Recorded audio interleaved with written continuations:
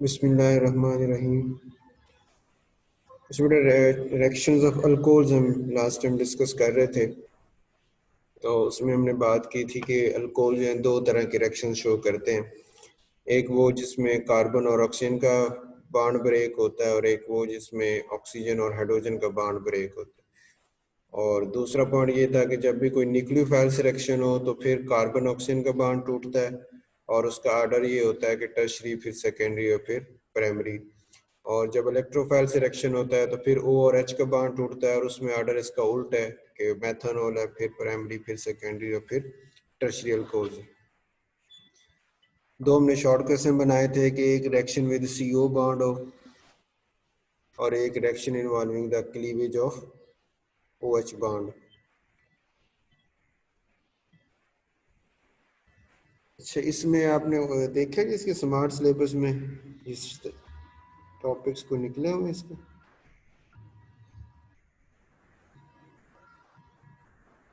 नहीं सर, अभी सिर्फ आखिरी वाला टॉपिक नहीं करना, बस ईथर्स वाला।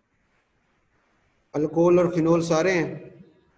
हाँ जी, चलो ठीक बस हो, ईथर्स वाला नहीं करना है। ठीक हो गया, ठीक है।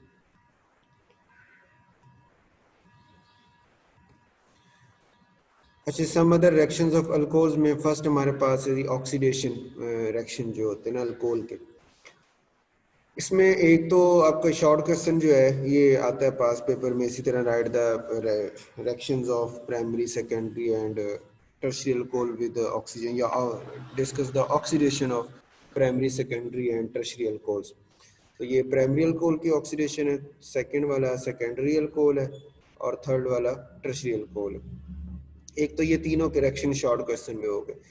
दूसरा, इसका एमसीक्यू के तौर पे आपने ये याद रखना है कि जो प्राइमरी अल्कोहल होती है, जब भी हम इसकी ऑक्सीडाइजिंग एजेंट, जो जैसे ये पोटेशियम डाइक्रोमेट है, ऑक्सीडाइजिंग एजेंट है, तो इसकी मौजूदगी में ऑक्सीडेशन करते हैं तो प्राइमरी अल्कोहल हमें एक अल्डिहाइड बना के देगी।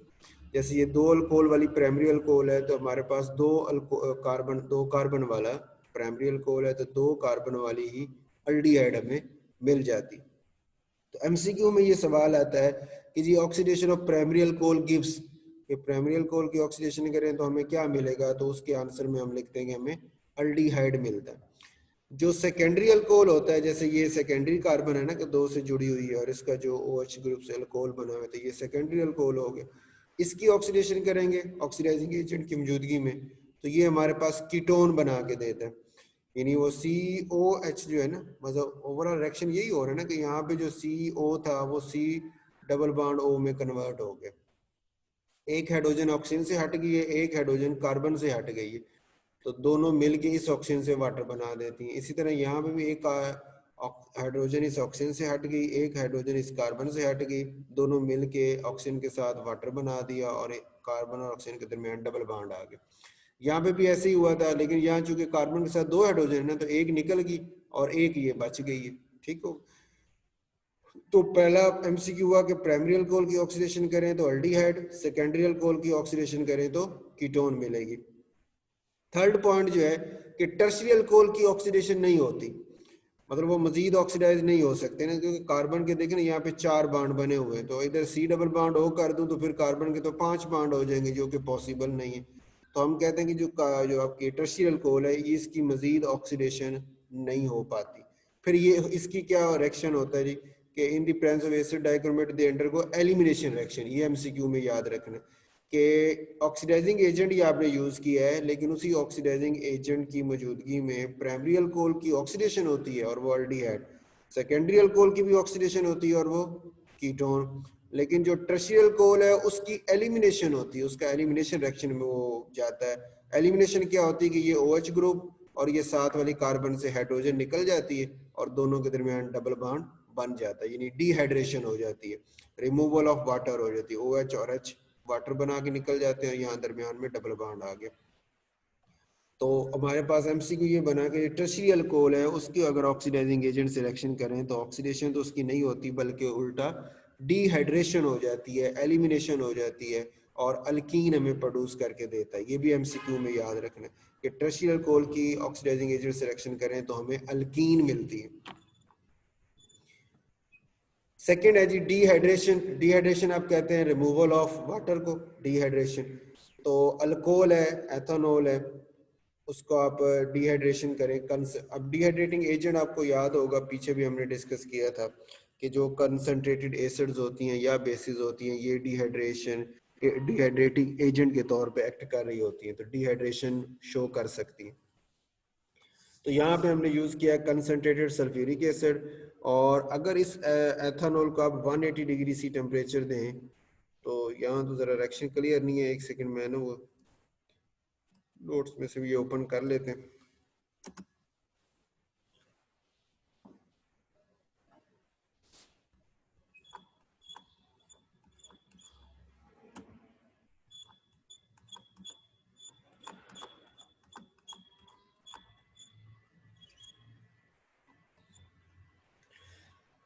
ये अल्कोहल था जी, एथेनॉल। कंसंट्रेटेड सल्फ्यूरिक एसिड से आपने रिएक्शन करवाया, 180 डिग्री सी टेम्परेचर पे हो तो हमें अल्कीन मिलती है प्लस वाटर। मतलब डिहाइड्रेशन हुई है, इसमें से वाटर निकल गया है, OH और H निकल गए हैं और दरमियान में दो कार्बन के दरमियान में डबल बॉन्ड आ गया। लेकिन जब आप 140 डिग्री सी जरा लो टेम्परेचर देते हैं तो हमारे पास ईथर बनता है, अल्कीन नहीं बनती। इसको आप ऐसे समझ सकते हैं,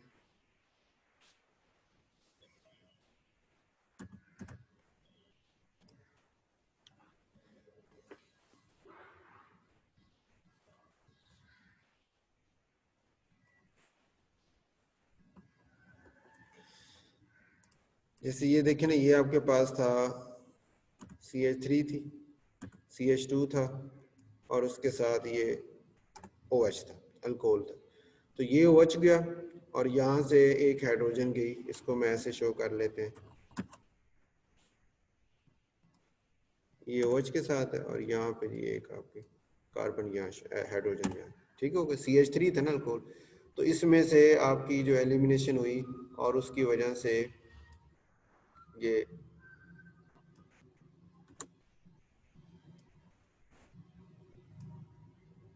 H और OH वाटर बना के निकल गए, यहाँ पे इलेक्ट्रॉन इधर चला गया, यहाँ पे इधर चला गया और CH2 के दरमियान डबल बॉन्ड आ गया और अल्कीन बन गए, ठीक हो गया। अच्छा, जब बारी आई आपने टेम्परेचर लो, ये 180 डिग्री सी टेम्परेचर की बात हो रही ना, ये 180 डिग्री सी पे तो ये प्रोसेस होता है, एक ही मालिक्यूल में से वाटर निकल जाता है, एलिमिनेशन होती है और अल्कीन हमें मिल जाती है।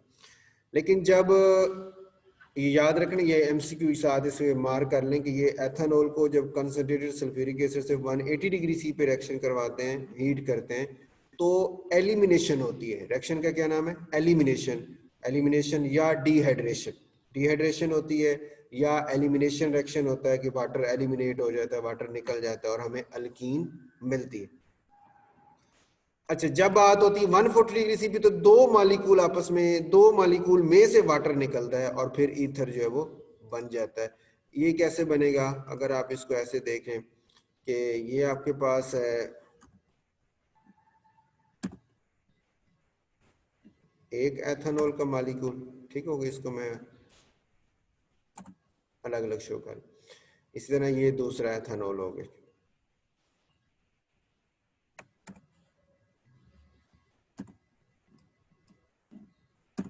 ठीक है। CH3 CH2 OH ये भी हो चाहिए। इसको ओपन मैंने इसलिए किया है समझाने के लिए कि अब जो वाटर निकल रहा है ना, वो दो मालिकूल में से निकल रहा है। यानी एक तरफ से, एक मालिकूल की तरफ से OH है, दूसरी की तरफ से H है, OH और H मिलके वाटर बन गया और ये जो CH3 CH2 ग्रुप है ये जाके इस ऑक्सीजन के साथ जुड़ गया और वो ये स्ट्रक्चर बन गया कि ये इथाइल ग्रुप हो गया ना, CH3 CH2 ऑक्सीजन, फिर CH2 CH3 आ गया, यानी दो इथाइल के दरमियान ऑक्सीजन ग्रुप। ये इथाइल ग्रुप है ना, C2H5, ये भी C2H5 है और दरमियान में ये ऑक्सीजन आ जाएगी, वाटर निकल गए। इस रिएक्शन को हम नाम देते हैं कंडेंसेशन। कंडेंसेशन रिएक्शन वो होता है कि जिसमें दो मालिक्यूल आपस में इस तरह जुड़ते हैं कि उन दोनों में से कोई छोटा छोटा हिस्सा, उन दोनों कुछ हिस्सा उधर से कुछ हिस्सा उधर से निकल जाता है और वो बाकी जो पार्ट होते हैं वो दोनों आपस में जुड़ जाते हैं और एक मालिक्यूल बना देते हैं। ऐसे रिएक्शन को बोलते हैं कंडेंसेशन रिएक्शन, ठीक हो। तो MCQ के तौर पे अब यहाँ निशान लिख लें इस रिएक्शन के साथ। MCQ अगर कोई बनाना चाहे तो ये बनाया जा सकता है कि जनाब जब आप एथेनॉल को कंसंट्रेटेड सल्फ्यूरिक एसिड की मौजूदगी में 140 डिग्री सी पे हीट करते हैं तो हमारे पास कंडेंसेशन रिएक्शन होता है। डिहाइड्रेशन तो है, वाटर तो रिमूव हुआ ही हुआ है ना, डिहाइड्रेशन है, लेकिन उसके साथ कंडेंसेशन रिएक्शन है जिसकी वजह से हमें ये ईथर मिलता है। ईथर आपको याद होगा, हमने पढ़ा था सेंटर में ऑक्सीजन होती है और दोनों तरफ कार्बन होता है, उसको ईथर बोलते हैं ना, तो एक ईथर बन गया। नाम इसका हम इसी तरह बोलते हैं, ये भी इथाइल है, ये भी इथाइल है, तो दो का नाम इकट्ठा दो तो डाई इथाइल हो गया ना, डाई इथाइल ईथर, एंड पे ईथर लगा देते हैं। एक तरीका तो ये डाई इथाइल ईथर इसका नाम होगा। दूसरा तरीका ये हो सकता है कि एक को ऑक्सीजन के साथ मिला देते हैं ना, यानी इथाइल और ऑक्सीजन मिलके इथॉक्सी ग्रुप बन गया, और दो कार्बन की जो चेन है उसको इथेन कह लें, तो ये इथॉक्सी इथेन हो गया। यानी इसी कंपाउंड का यहाँ जो आपके पास स्ट्रक्चर बनेगा,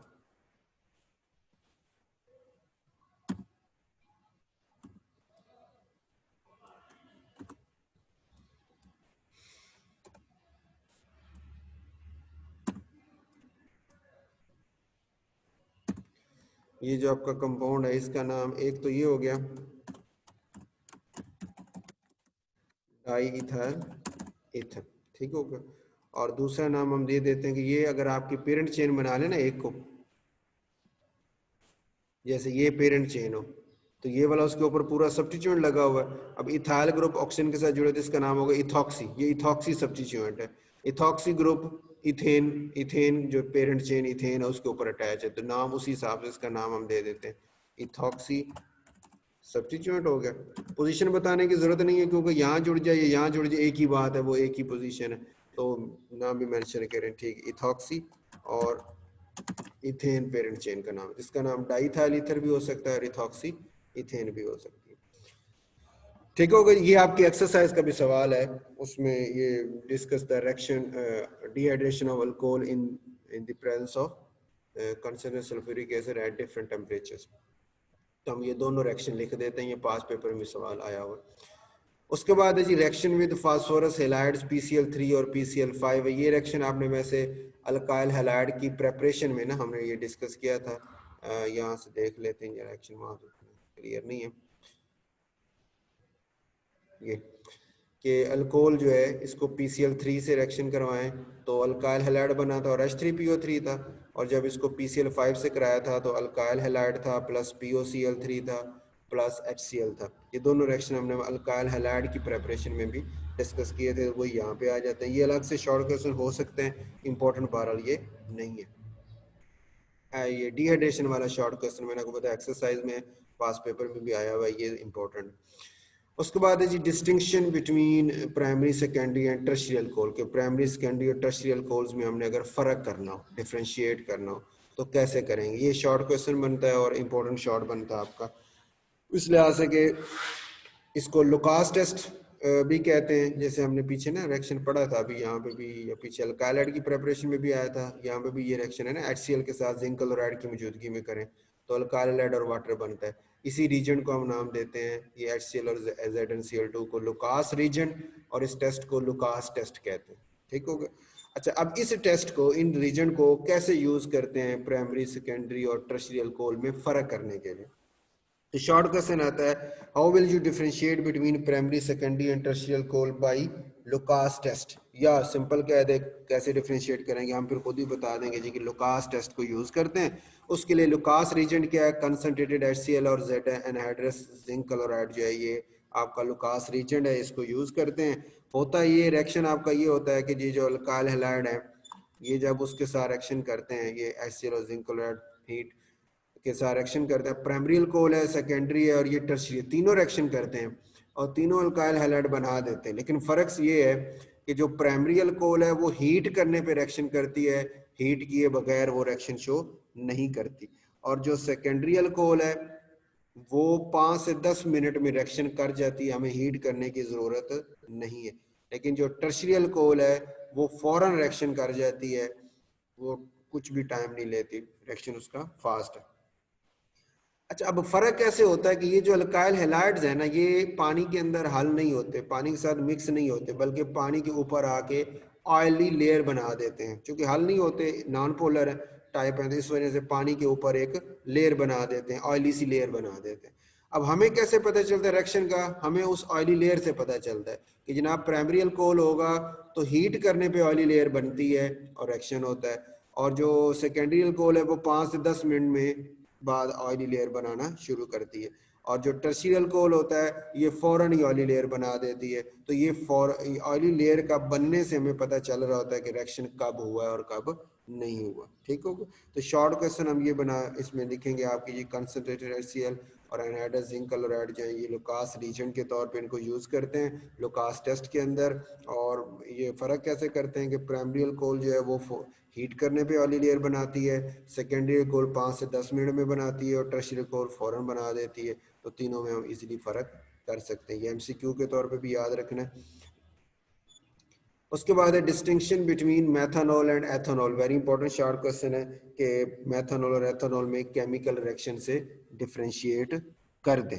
ठीक होगा या करें, उसमें फिर हम ये बात करते हैं। ये आपके पास एथेनॉल और मेथनॉल दोनों प्राइमरी अल्कोहल्स है ना, ये एथेनॉल है ये भी प्राइमरी अल्कोहल है, ये जो मेथनॉल है ये भी प्राइमरी अल्कोहल है। इधर से देख लेते हैं, ये एथेनॉल भी प्राइमरी अल्कोहल है, जो मेथनॉल है ये भी आपका प्राइमरी अल्कोहल है। आइडोफार्म टेस्ट क्या है, यानी हम इसको कैसे करते हैं, हम कहते हैं इनको हम जी आइडोफार्म टेस्ट के साथ फर्क कर सकते हैं। आइडोफार्म टेस्ट क्या है, ये जो CHI3 आपको याद होगा 8वें चैप्टर में पढ़ा था, CHCl3 क्लोरोफार्म उसे कहा था, मीथेन के रिएक्शन से बना था ना CHCl3, वो क्लोरोफार्म था। उसी तरह CHI3 होगा तो इसका नाम आइडोफार्म हो गया। जो क्लोरोफार्म और ब्रोमोफार्म है वो तो लिक्विड होते हैं, ये आइडोफार्म जो होता है ये सॉलिड होता है, और सॉलिड में भी येलो कलर का होता है। तो इसके प्रेसिपिटेट को बड़े आसानी से हम देख सकते हैं, इसका पता चल जाता है कि जब ये बनेगा तो इसलिए इसको फिर हम टेस्ट करने के लिए इस्तेमाल कर सकते हैं कि जो रीजेंट ये आयोडीन के साथ रिएक्शन करते हैं बेस की मौजूदगी में और ये आइडोफार्म बना देते हैं, तो वो उनको हम फ़र्क कर सकते हैं उन कंपाउंड से जो ये टेस्ट नहीं देते। जैसे यहाँ पे हमारे पास इस वक्त मेथनॉल और एथेनॉल है, तो एथेनॉल वाहिद प्राइमरी अल्कोहल है, ये बात हो रही है प्राइमरी अल्कोहल्स की ना, दोनों प्राइमरी अल्कोहल है। तो एथेनॉल वाहिद प्राइमरी अल्कोहल है जो ये टेस्ट देती, इसके अलावा कोई भी प्राइमरी अल्कोहल ये टेस्ट नहीं देती। ठीक हो गया। तो ये मेथनॉल भी प्राइमरी अल्कोहल है, लेकिन ये आयोडीन सोडियम से रिएक्शन करके ये टेस्ट नहीं देता, और एथेनॉल जो है वो आयोडीन और सोडियम हाइड्रोक्साइड से रिएक्शन करता है और वो ये टेस्ट देता है, और ये हमारे पास CH3 आइडोफार्म बना। अच्छा, अब इसको याद कैसे रखना है वो आप ऐसे रख सकते हैं, इसके अंदर है 2 कार्बन, एथेनॉल में कितनी है 2 कार्बन, 2 में से एक कार्बन तो चलेगी इस CHI3 में आइडोफार्म के अंदर, तो जो दूसरी कार्बन है, दूसरी कार्बन बच गई, वो ऑक्सीडेशन होकर उसका एसिड बन गया, HCOOH था ना, एसिड बना हुआ था, वो एसिड इस बेस से रिएक्शन करके साल्ट बना दिया। तो जब एसिड बेस का रिएक्शन हो साल्ट बने तो साथ वाटर भी बनता ही बनता है, तो साल्ट बना और वाटर बना, प्लस एक एडिशनल रिएक्शन प्रोडक्ट आपका सोडियम आयोडाइड का आ जाता है। ठीक हो गया। तो आइडोफार्म प्लस ये सोडियम फार्मेट इस वक्त बना हुआ है फार्मिक एसिड से ना, एक कार्बन वाले एसिड को कहते हैं ना फार्मिक एसिड, जैसे 2 वाले को एस्टिक एसिड कहते हैं तो एक वाले को फार्मिक एसिड कहते हैं, और जनरल नाम उसका ना, वहां से सोडियम फार्मेट बन जाए इसका नाम हो जाएगा। या इसको हम जो है ना वो अगर वो IUPAC नेम दे तो एक कार्बन को मीथेन, मीथेन से मेथानोइक एसिड, तो सोडियम मेथानोएट भी हो सकता है इसका नाम, सोडियम आयोडाइड और वाटर बन जाता है। बैलेंसिंग आप इसकी इस तरह याद रख लें, ये 1, ये 4, ये 6, 146, और ये 1 1 5 5 11 55, 146 11 55।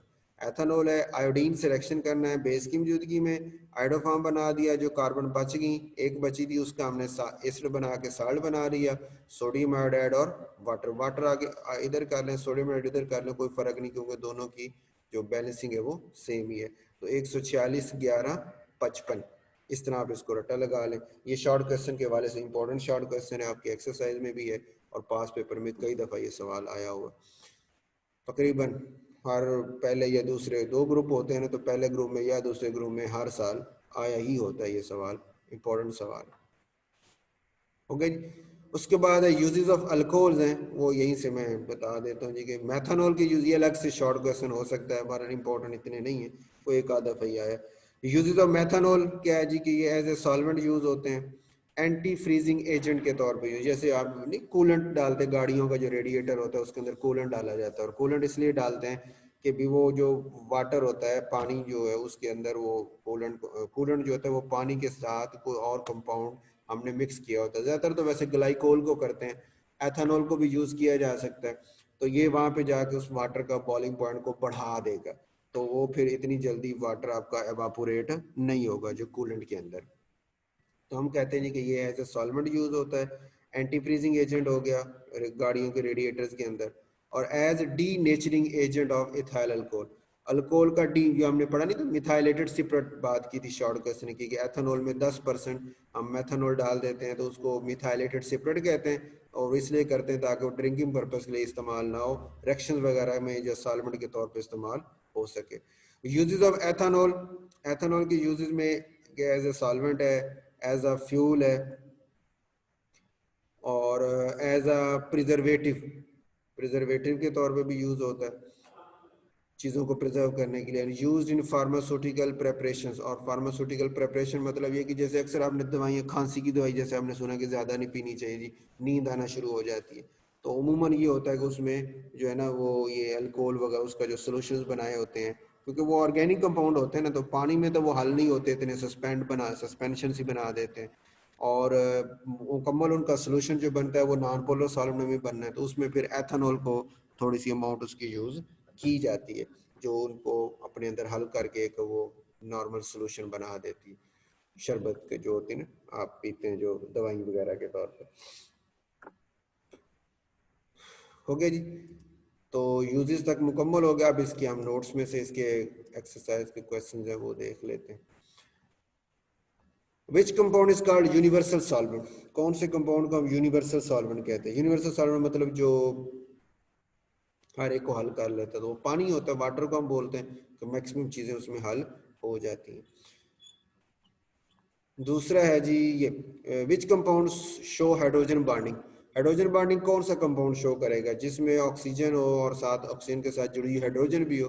अब ये तो नॉन पोलर है टोटली, ये तो लंदन फोर्स से शो करेगा, ये अल्काइल है, ये भी इसमें कार्बन क्लोरीन पोलर जरूर बन जाती है, लेकिन फिर भी डाइपोल डाइपोल फोर्सेस इसमें हो सकती हैं वो जो कि काफी वीक होती हैं। ईथर में ऑक्सीजन जरूर है लेकिन ऑक्सीजन से जुड़ी हाइड्रोजन नहीं है जो हाइड्रोजन बॉन्डिंग बना सके, तो एथेनॉल में OH आ जाता है, तो OH जो है वो हाइड्रोजन बॉन्डिंग में हिस्सा ले सकते हैं। Which compound show maximum hydrogen bonding with water are more soluble in water, कौन सा कंपाउंड जो है वो हाइड्रोजन बॉन्डिंग शो करता है और मोर सॉल्युबल इन वाटर, या पानी में बहुत ज्यादा वो हल हो जाता है? तो जाहिर बात वही होगा जिसमें, अब OH इसमें भी है, ये भी पानी से हाइड्रोजन बॉन्डिंग शो करेगा, OH इसमें भी ये भी शो करेगा, OH इसमें ये भी शो कर सकता है, और सिंपल ऑक्सीजन, अच्छा सिर्फ ऑक्सीजन वाले को तो आप कहेंगे सर OH तो हाइड्रोजन बॉन्डिंग शो करेगा, सिंपल ऑक्सीजन वाला तो नहीं करेगा, इसको तो चलो निकाल दें। बाकी अब तीन जो है तीनों में OH है, हाइड्रोजन बॉन्डिंग में तीनों आ रहे हैं, तो फिर हम कहाँ से अंदाजा लगाएं कि किसकी सॉल्युबिलिटी जो है वो पानी में ज्यादा है? तो फिर हम देखेंगे OH के साथ जुड़ा हुआ जो नॉन पोलर वाला हिस्सा है ना, वो जिसका छोटा होगा वो ज्यादा सॉल्युबल होगा। जैसे अब ये C6H5 बेंजीन रिंग है, तो ये बड़ा नॉन पोलर पार्ट है, इसमें 2 कार्बन के साथ इसमें 1 कार्बन वाला है, तो ये वाली ऑप्शन आपकी ठीक हो जाएगी क्योंकि इसमें नॉन पोलर पार्ट जो है वो छोटा है। Which compound will show maximum repulsion with water, मतलब पानी में हल नहीं होगा। OH जिनके पास है ये तो पानी के साथ कुछ ना कुछ हाइड्रोजन बॉन्डिंग की वजह से सॉल्युबिलिटी शो कर लेंगे ना, तो ये तो सॉल्युबल हो जाएंगे। ये इसमें ऑक्सीजन है, तो ऑक्सीजन कुछ ना कुछ पार्शियल नेगेटिव चार्ज की वजह से कुछ ना कुछ सॉल्युबिलिटी शो कर लेगी, लेकिन ये जो C6H6 बेंजीन है ये तो टोटली नॉन पोलर है ना, ये बिल्कुल भी पानी में हल नहीं होगा, तो ये हमारी ऑप्शन बनेगी जो मैक्सिमम रिपल्जन शो कर रही है। Ethanol can be converted into ethanoic acid by, ethanol को एथेनोइक एसिड में हम बदल सकते हैं, कैसे बदल सकते हैं? अब जैसे अभी हमने बात की, चलो पहले इसका हाइड्रोजनेशन तो होता है ना, एडिशन ऑफ हाइड्रोजन, तो इसमें तो डबल बॉन्ड है नहीं जिसमें आप हाइड्रोजन ऐड करेंगे। हाइड्रेशन होती है रिमूवल ऑफ वाटर, अगर आप इसमें से वाटर रिमूव करेंगे तो ये तो अल्कीन बन जाएगी, अभी हमने बात की थी। और अगर 180 डिग्री सी और अगर 140 डिग्री सी टेम्परेचर लेंगे तो फिर वो उसके जो है वो ईथर बन जाएगा 2 मालिक्यूल में से वाटर निकलने से, तो हाइड्रेशन जो है वो भी एसिड नहीं बनाएगा, हमें एसिड चाहिए ना। फर्मेंटेशन का प्रोसेस था, फर्मेंटेशन आपने पढ़ा था कि कार्बोहाइड्रेट्स होते हैं उनको हम यीस्ट की मौजूदगी में, यीस्ट के अंदर जो मुख्तलिफ एंजाइम्स होते हैं उनकी मौजूदगी में एथानॉल में कन्वर्ट करते हैं, तो फर्मेंटेशन तो हमें एथानॉल बना के देती है।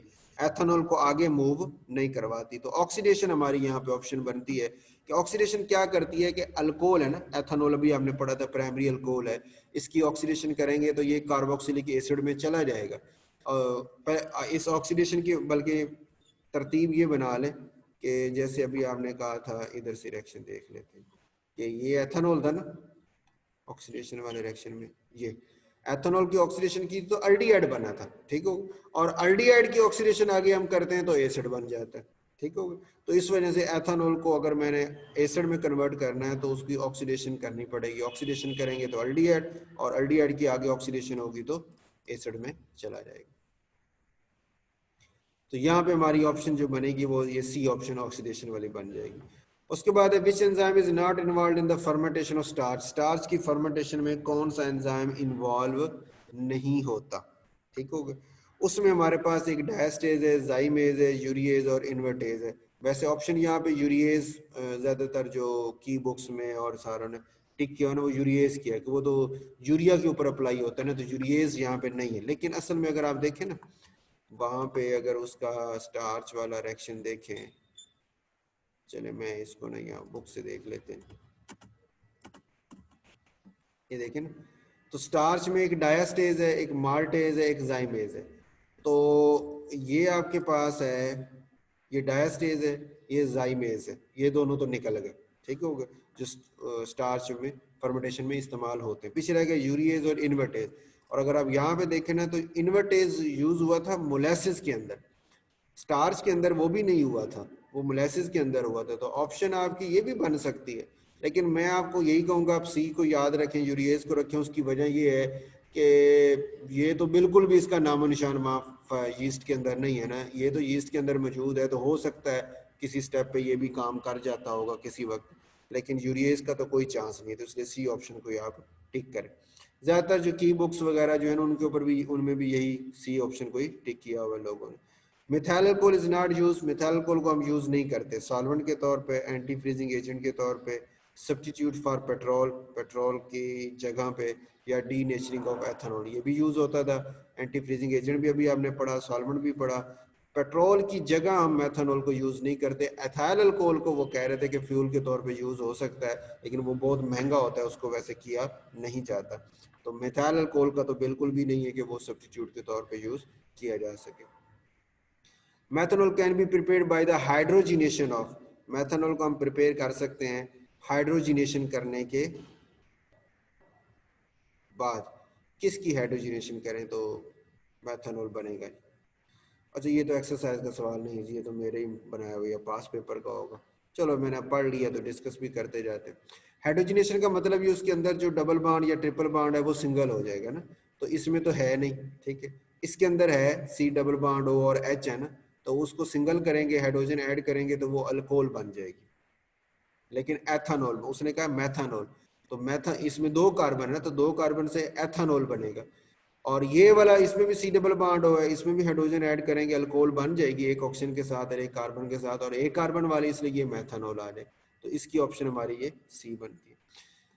अच्छा आगे जी, प्राइमरी सेकेंडरी टर्शियल अल्कोहल्स के क्या होते हैं, उनकी क्लासीफाई या उनकी एग्जांपल दे दें, ये एक्सरसाइज का सवाल है, ज़रूर करना है आपने। ये नॉमेनक्लेचर इसमें इतनी ज़्यादा इंपॉर्टेंट नहीं है, हाँ ये ज़रूर इस तरह जैसे glycol, glycerol, lactic acid, tartaric acid, ये जो कंपाउंड्स के ऐसे नाम है ये ज़रूर पास पेपर में आए हुए हैं। IUPAC नेम नहीं, ऐसे जनरल करके जो नाम बनते हैं ये ज़रूर उनके दिए, उनका है कि इनके स्ट्रक्चर ड्रा कर दें। उसके बाद जी वुड सिपरेट क्या होता है और कैसे प्रोड्यूस होता है, ये इंपॉर्टेंट शॉर्ट क्वेश्चन के तौर पे है जी, पास पेपर में आया हुआ है। एक्सरसाइज का सवाल है फर्मेंटेशन का, और उसकी कंडीशंस बता दें, वेरी ज़रूर करना आपने। और 14% वाला वेरी इंपॉर्टेंट शॉर्ट क्वेश्चन है, पास पेपर में कई दफ़ा है, ये ज़रूर करना आपने। उसके बाद है स्टार से कैसे प्रोड्यूस होता है, ये शॉर्ट क्वेश्चन आते रहते हैं, इंपॉर्टेंट नहीं लिखा हुआ, लेकिन ये स्टार से, इसी तरह वो मोलेसिस से शॉर्ट क्वेश्चन के तौर पे आ जाते हैं। एब्सोल्यूट अल्कोहल क्या है, मिथाइलेटेड अल्कोहल क्या है, रेक्टिफाइड सेपरेट क्या है, एक्सरसाइज के ये हैं, तो शॉर्ट क्वेश्चन आपका ये बन जाता है। एब्सोल्यूट तो होता है 99.9% अल्कोहल या 100% प्योर अल्कोहल को कहते हैं, और 10% मेथनॉल मिला दें एथेनॉल में तो वो मिथाइलेटेड सेपरेट था, और 95% अल्कोहल को हम रेक्टिफाइड सेपरेट का नाम देते हैं। लोअर सर और ये 11th वाला भी इम्पोर्टेंट है। 11th वाला क्वेश्चन। डीनेचरिंग ऑफ अल्कोहल, हाँ जी, ये भी पास पेपर में आया हुआ सवाल ना, डीनेचरिंग वाला। जिनके आगे इंपॉर्टेंट लिखे ना, ये मैं उसी बेस पे लिखेंगे, ये पास पेपर में आए हुए हैं, ठीक है। कुछ होंगे जो पास पेपर में इतने ज़्यादा नहीं आए हुए, लेकिन क्वेश्चन बड़ा अच्छा बनता है रीजनिंग वाला ये इस तरह, तो उनको भी आगे भी लिखा हुआ है कि चांस तो हैं इनके भी काफ़ी आने के। क्वेश्चन नंबर 14 है, लोअर अल्कोहल सॉल्युबल होती हैं, हायर अल्कोहल नहीं, हाइड्रोजन बॉन्डिंग की वजह से आपने कहा था, तो ये शॉर्ट क्वेश्चन भी इंपॉर्टेंट है। Melting point boiling point alcohols का अल्केन से ज़्यादा क्यों होता है, ये भी इंपॉर्टेंट है। तो न्यूक्लियोफिलिक अटैक्स का, इलेक्ट्रोफाइल के रिएक्शंस का आ गया। ये चूंकि बात मैंने कर ली इसलिए मैं आप उसको ना एक्सप्लेन नहीं कर रहा। ये इंपॉर्टेंट जो लिखे हुए हैं ना, ये शॉर्ट क्वेश्चन, जैसे ये शॉर्ट क्वेश्चन इंपॉर्टेंट में आ जाता है, इतना ज़्यादा वाला। ये लुकास टेस्ट तो वेरी इंपॉर्टेंट है। ये ऑक्सीडेशन वाला रिएक्शन, ये भी इंपॉर्टेंट है पास पेपर के हवाले से। ये एक्सरसाइज में डिहाइड्रेशन वाला भी हमने डिस्कस किया, ये काफ़ी दफ़ा सवाल आया। प्राइमरी सेकेंडरी में लुकास टेस्ट से कैसे आप फ़र्क करते हैं, very important short question, exercise में भी है और पास पेपर में भी कई दफ़ा ये सवाल आया। मैथनॉल एथनॉल में एक्सरसाइज का सवाल है और पास पेपर में भी वेरी वेरी इंपॉर्टेंट क्वेश्चन है। इथाइल अल्कोहल लिक्विड है और इथाइल क्लोराइड गैस है, ये भी एक्सरसाइज का सवाल है। तो अल्कोहल तो हम कहते हैं ना कि उसमें OH हाइड्रोजन बॉन्डिंग होती है, लेकिन इथाइल क्लोराइड में डाइपल डाइपल फोर्सेस होंगी, वो वीक हैं, इस वजह से वो गैस है और ये वाला लिक्विड है।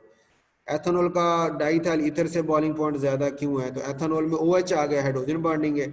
ईथर जो होती है उसके अंदर आपको पता है सेंटर में ऑक्सीजन और दोनों तरफ दो इथाइल ग्रुप लगे ना, ये डाइथाइल वाला ना, दो इथाइल ग्रुप है, तो उसमें हाइड्रोजन बॉन्डिंग नहीं है, इस वजह से उसकी बॉइलिंग पॉइंट भी कम है।